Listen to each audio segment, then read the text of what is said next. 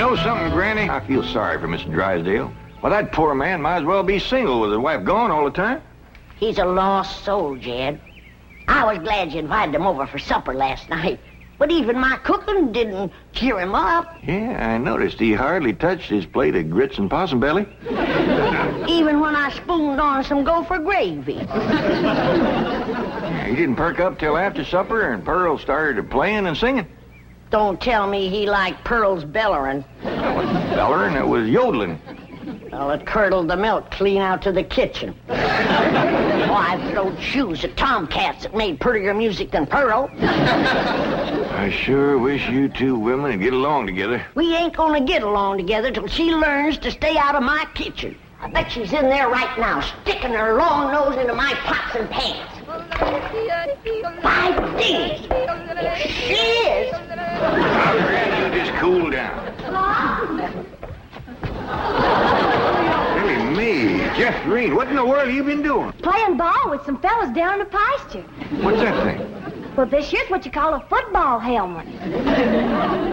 Elly, me, I'm pretty near positive that a ball gown ain't for playing ball in. Well, the fellas seem to like it, didn't they, Jethro? They sure do, Uncle Jed. They's waiting for us right now to get some money to buy a new football. What happened to that one? Well, Jethro was going to throw me a pass, But I grabbed it too hard, and it busted. I ain't gonna give you the money for another one. Oh, heck. Well, that's all right, Jethro. Remember, they said they'd be just as glad to play with us without a football. Come on.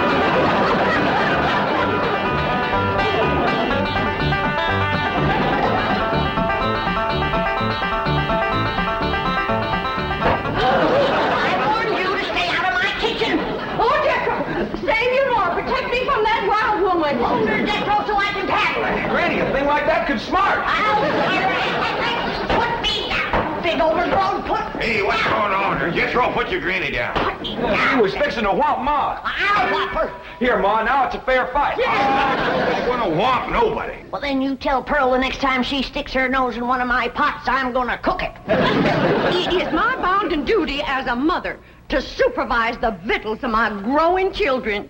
Don't tell me they is still growing. The Clampett side of the family has always been big, strong, strapping folks. It's your family that brought in the runts. Who you call a runt? I think she meant you, Granny. He's about as helpful as a high wind in a prairie fire. Come on, Pearl, you and me's gonna have a talk. Jethro, you stay here and help your granny cool down. Okay, Uncle Jed. Granny, would you rather I held you under the faucet here to cool off, or took you out to the cement pond and ducked you? Try either one and I'll bash you flatter than a gander's arch. Now, Pearl. Cousin Jed, I know just what you're going to say. You're going to say, Pearl, stay out of the kitchen. You're going to say, that's Granny's kitchen and it's none of your business. You're going to say, stay in your room where you belong. That's what you're going to say, ain't it? Ain't nothing like it at all. What I was going to say was, it seems to me that a handsome widow woman in the prime of life ought not to be hiding herself in the back part of the house, working over steaming pots and pans and dipping her playing fingers into soapy water and hoarsening up her beautiful singing voice yelling at Granny. That's what I was going to say. Praise be. Why don't I keep my big mouth shut and just listen? You know, Pearl, you got the gift of making music. And I reckon there ain't nothing these city fellas likes better than that. Really, Jay? Yeah, remember last night Mr. Drysdale was here and you was playing and singing and yodeling for him? Yeah. You brung that poor lonesome man a lot of happiness. Jed, you ain't agreeing in me, are you?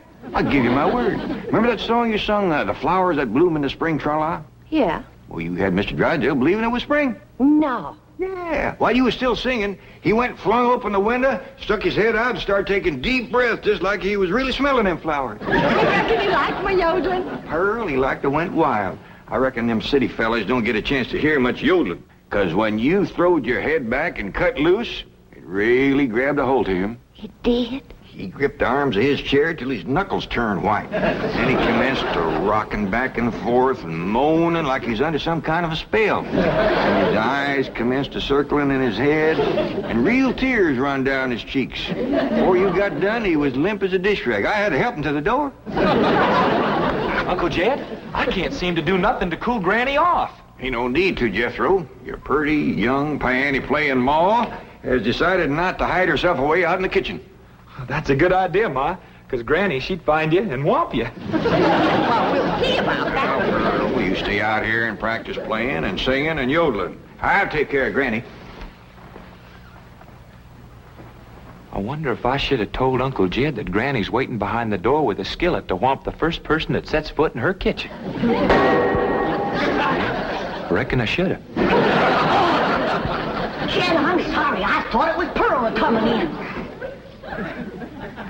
Granny, you done shortened me. I'll make a poultice for your head right away now, Jed. Right away. I'm telling you, Granny, you don't have to worry no more about Pearl coming in your kitchen.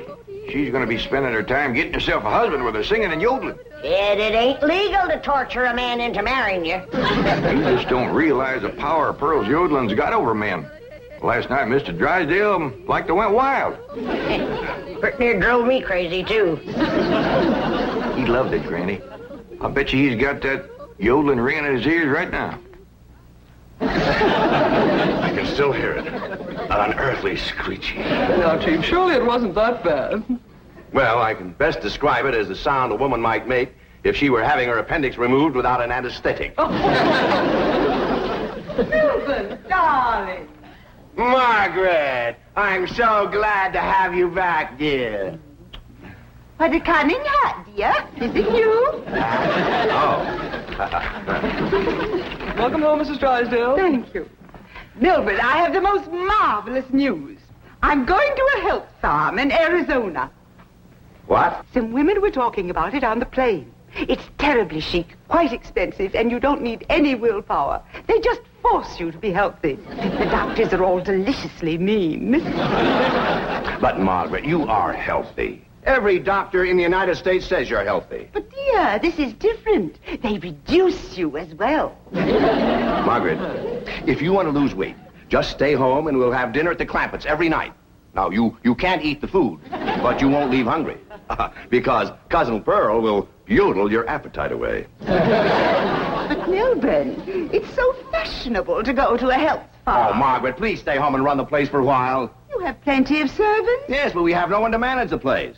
And with both of us away most of the time, the servants are asleep on the job. Well, just hire a good, efficient housekeeper. Oh, yes, just try and find one. Oh, Margaret, please stay home. All right. That's the way you feel. Miss Hathaway, I'll stay home, just as you wish. That's my darling. Yes, Mrs. Drysdale? Telephone the pharmacy and have all my prescriptions refilled.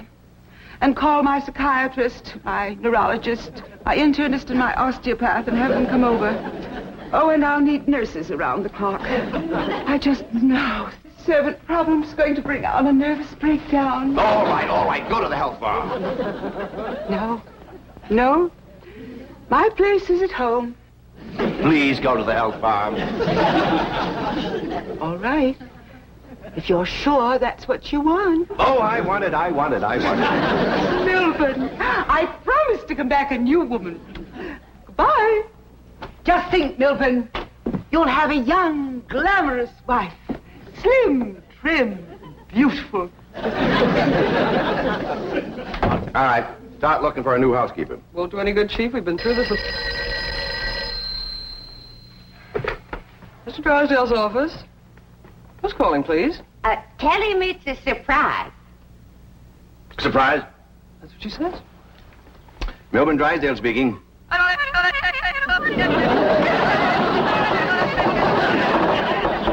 in the world is that? That is Pearl Bodine yodeling. Now, when she comes up for air, tell her I was drafted. Chief, she might be the answer to your housekeeping problem. What? Be nice to her. I'll explain. Hello? Hello? Hello, Mrs. Bodine. How nice to hear your voice again. What are you saying? Mr. Clampett says that Pearl is such an industrious housekeeper that Granny is jealous. She might take over your house and hers and solve both your problems. What about that yodeling? I won't be there. And I defy any servants to sleep on the job with Pearl around. Hello? Hello, Mrs. Bodine. I wonder if I might come over and talk to you for a while. What, talk to me? Well, what about? Well, I think you may be just the woman I've been looking for.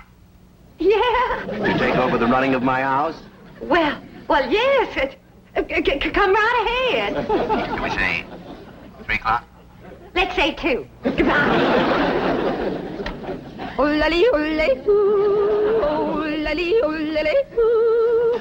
Will you stop that infernal caterwauling of yours? It might be infernal caterwauling to you, but it's pure catnip to me. Ooh-la-lee, ooh-la-lee, ooh. Ooh-la-la-la-lee, ooh-la-lee.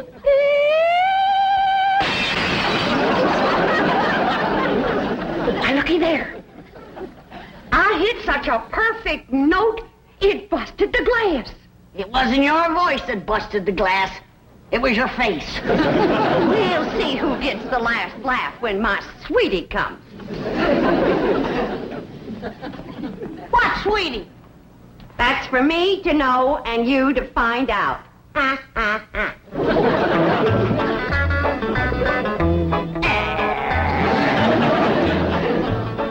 Sure is nice of you to share your soap with Miss Drysdale. Well, with my lye soap, she'll be happy to stay home and do her housework. Hey, most powerful batch of soap that you ever made. Just a breeze blowing it back on me on the way over here has got me crying. I make a big soap to do a big job. Arrivederci, au revoir, toodaloo. Howdy, Miss Drysdale. Hello. Goodbye. Where are you going? Melbourne is sending me to a help farm. Martin, are we loaded? Yes, ma'am. Well, let's fly. Just a minute, Miss Drysdale. Granny and me brung you something. Yeah, honey. Take a good whiff of this. How nice of you. Tell the gardener to spade it in around the rose bushes. Toodaloo. Oh, just a minute, ma'am. Granny and me'd like to talk to you. I haven't time. The sooner I go, the sooner Melbourne will have his new wife. Did you say new wife? Completely new. Young, glamorous, slim, trim, and beautiful. Oh, Martin, did we pack my medicine? 16 bottles, Mrs. Drysdale. Drive on. Toodaloo.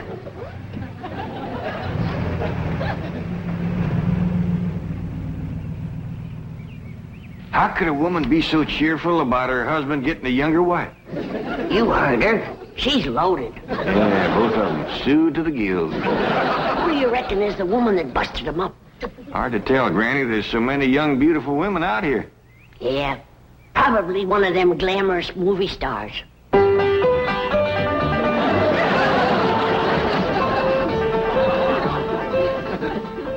Hey, Ma. You sure are all fancied up. Do I look like one of them glamorous movie stars? Yeah, by golly, you do. Which one? Milton Sills. Go on and get out of here. Now listen. You find your sister Irene and your cousin Elly May and tell them to start practicing to be bridesmaids for my wedding. Are you getting married, Ma? Well, it ain't official yet, but I sure got him anxious. Get going.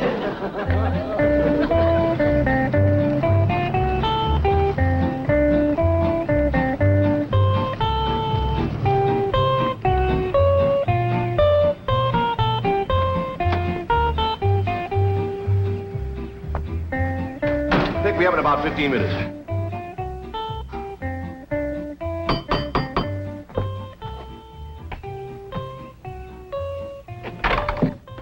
Oh, Mrs. Bodine. Why, Mr. Drysdale, you are anxious. If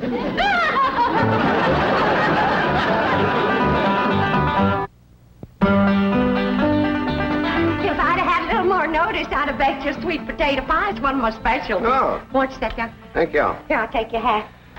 Yes, sir, I just love to cook, and I love to sew, and I love to keep house. Yes, I've heard you're an exceptional housekeeper. But I ain't one of them fussy ones. No, sir, not me. I say a man's home is his castle, and it is the duty of a woman to make him comfortable. Oh.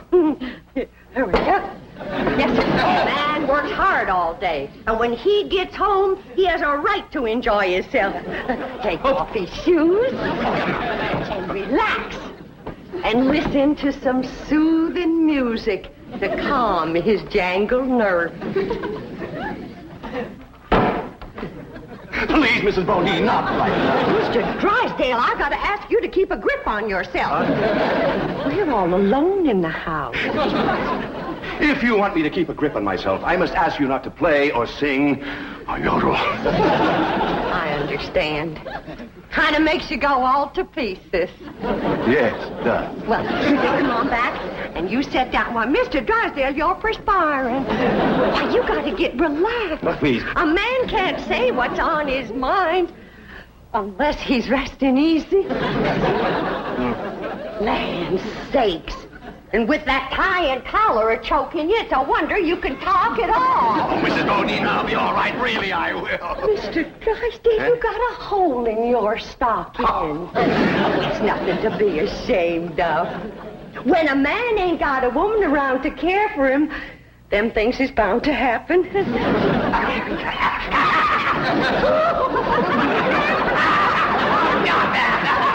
I declare, Mr. Drysdale, you're ticklish. Now, look, I'm gonna let you sit easy, and I'm gonna darn that up before you know it. Oh, Mrs. Bodine, no, really, I can manage. No, I ain't taking orders yet. No, please, give me back my sock. Now, give me Give me my I know sock. how to handle you.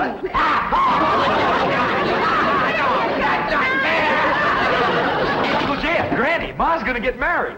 What? Oh, true. Well, she wouldn't tell me, but she was expecting him any minute. I reckon he's inside right now. Let's go in and see who it is. No,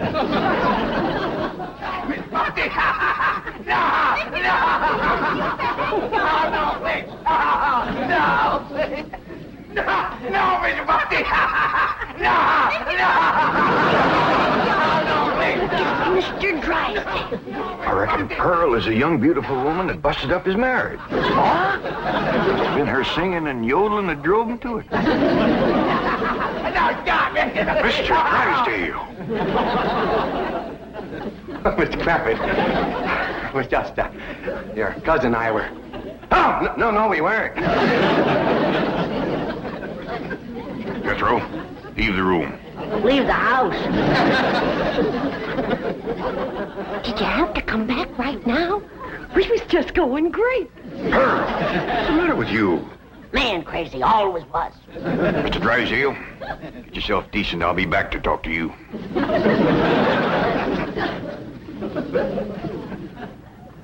Shame on you. You too, Pearl, you homewrecker. I don't know what you're talking about. You told me that Mr. Drysdale was crazy about my yodeling, so I called him at the bank, and I yodeled, and he come a-running over here to see me. You done yodeled your way twixt Mr. Drysdale and his wife? Wife, I didn't know he had a wife. Well, he has. The sweetest, kindest, nicest, drunkenest woman you ever saw. You done sent her to the farm. Put her out to pasture so he can marry you. You seen her leave her? Oh, she knows about you, Pearl. Said her husband was going to get a new wife. Young, glamorous, slim, beautiful. Jed, that can't be Pearl. You're forgetting what a powerful spell her voice throws on a man. Now, Pearl, I'm going back in there and try to talk some sense to Mr. Drysdale. Whatever you do, don't yodel.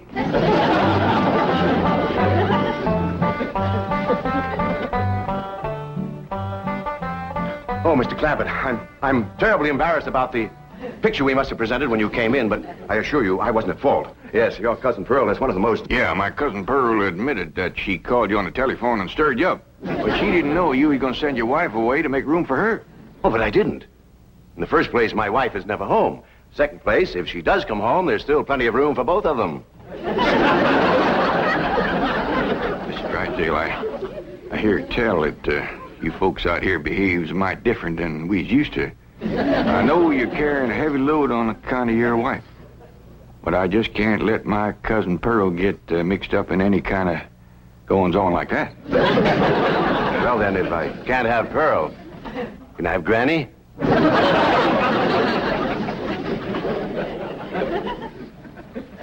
Lord love you, you're a desperate man. What are they saying? How can I hear when you keep pestering me? Oh! Jed told you not to yodel. I was screaming. Hell indifference. What in the world happened to you? We was playing football with some boys. Yeah, and they sure was dumb. Jethro was a-toting the ball, and they kept a-tackling me. Go get cleaned up, both of you. But Jethro says you want us to be bridesmaids at your wedding. Yeah, who you marrying, Aunt Pearl? What's his name, Ma? Puddin' and tame. Ask me again and I'll tell you the same. Now, get upstairs. That's a funny name, Puddin' and Tame. Oh, Ma don't care. She once said she'd marry Humpty Dumpty. Well, I like Jethro Tame better than Jethro Dumpty. That poor man in there is so sick of his drinking wife, he is wanting to marry either one of you two. Last one in is an old maid.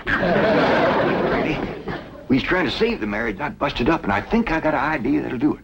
Now, I want you two to wait in the kitchen, and when I bring Mr. Drysdale in, I want the two of you. Yes, sir, Mr. Drysdale. Well, both them fine, hard-working, good-cooking, housekeeping women is in the kitchen there. All you have to do is go in there and take your pick. Oh, this is marvelous of you.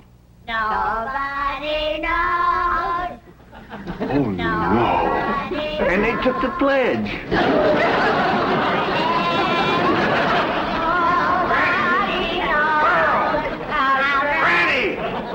Well, look who's here. It's old Jed himself. And there's Milby, baby. You fellas want to dance? Come on, let's have a little dance. Come on now. You can't dance with her. Why not? It's all downhill. Take your pick now, Mr. Drysdale, while I can still walk over to your house. Oh, he's gonna pick me. Ain't you, sweetie, Milby? Oh, no, he ain't. He's gonna take me, ain't you? Listen, you get your banker grabbing hands off of him. Who you shoving, fella? Who you shoving, huh? I'll show you. Shove it there.